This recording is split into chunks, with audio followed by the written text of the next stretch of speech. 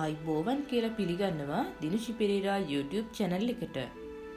අද අපි ඇවිත් ඉන්නේ දෙහිවල ප්‍රදේශයේ පිහිටි නව පොළොන්නරු ගල් විහාරයටයි. පොළොන්නරු ගල් විහාරයේ ආකෘතියක් විදිහට මෙම දෙහිවල පිහිටි නව ගල් විහාරය නිර්මාණය කර තිබෙනවා.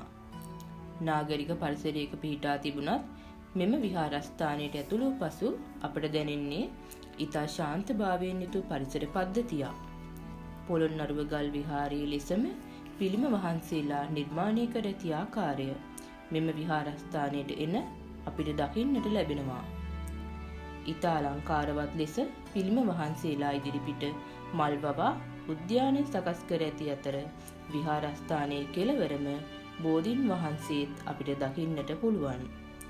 මෙම විහාරස්ථානයේ වැඳ පුදා ගැනීමට පැමිණෙන ඔයාලටත් සිත සැහැල්ලු කරගෙන ඒ වන්දනාමාන කටයුතු කරගන්න පුළුවන්.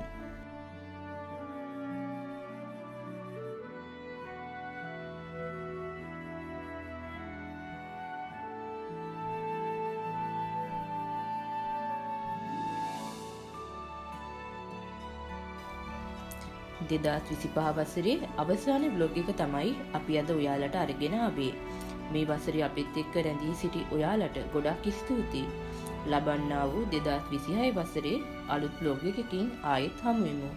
අපිත් එක්ක දිගටම රැඳිලා ඉන්න කියලා ආදරෙන් ඉල්ලනවා. අපේ channel එක subscribe කරලා නැත්නම් subscribe කරලා bell icon එකත් click කරලා තියාගන්න. එතකොට අපි අලුතෙන් වීඩියෝ එකක් දැම්මම ඔයාලට බලා ගන්න පුළුවන්. එහෙනම් ගිහින් එන්නම්. සතුටින් පරිස්සමින් ඉන්න.